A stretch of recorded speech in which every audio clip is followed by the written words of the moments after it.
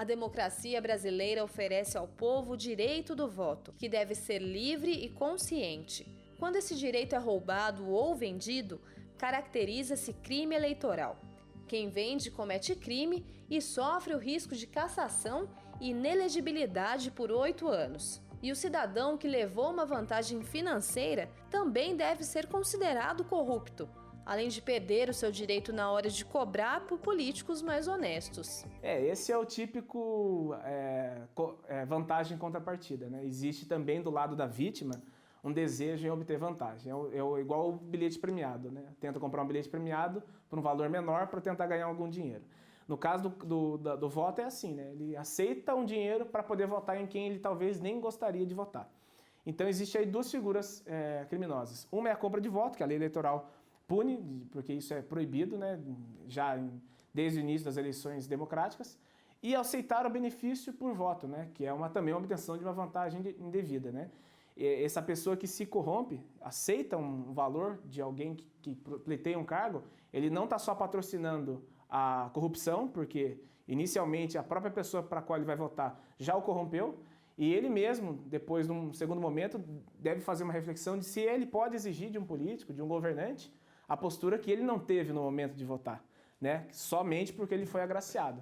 Então, novamente, a gente cai na questão da vantagem. Sempre a obtenção de uma vantagem para justificar os meios que as pessoas praticam.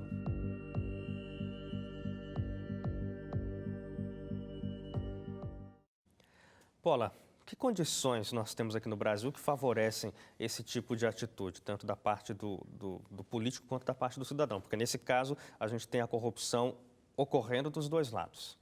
Primeiro nós vivemos uma crise ética, né? A sociedade brasileira passa por uma profunda crise ética. Isso é recente?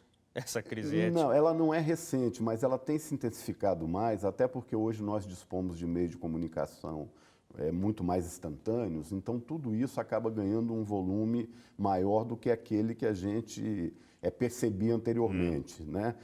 São vários aspectos, volta e meia se faz essa discussão, mas as coisas acontecem numa quantidade tão grande agora? Não, muitas vezes já aconteceu, a gente não tomava conhecimento. A relação política no Brasil, ela sempre foi muito viciada, né? Se a gente olhar aí, principalmente no interior do país, o voto de cabresto, né, o coronelismo político, ou seja, as pessoas votando em quem alguém mandava, e nos centros urbanos você tem essa relação também clientelista.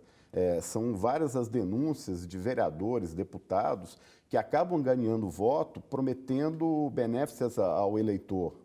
Posteriormente, né? Nós temos denúncias das mais variadas possíveis, doação de dentadura, combustível para andar com adesivo no carro, dinheiro em espécie, ou seja, as práticas são as mais absurdas possíveis, né?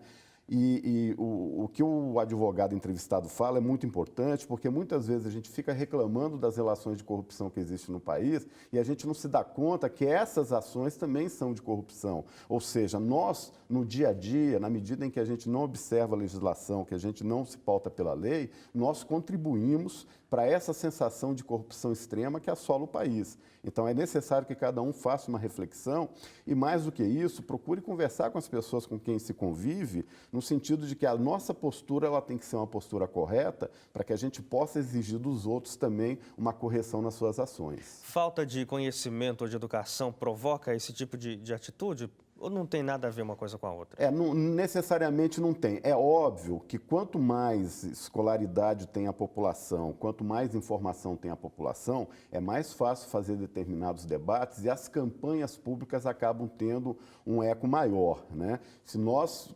dialogamos com uma população que fica pouco tempo na escola, com pouca capacidade de reflexão crítica, obviamente que a informação ela acaba não sendo percebida ou recebida da forma que deveria. E aí fica, Paula, também porque a pessoa que está vendendo o voto para um cidadão, um candidato que está oferecendo esse serviço, ou seja, já está iniciando como corrupto, você está colaborando para colocar uma pessoa que vai fazer coisas piores ainda, possivelmente, quando estiver assumindo o cargo, né? Exatamente, é isso que nós temos presenciado no dia a dia da política brasileira.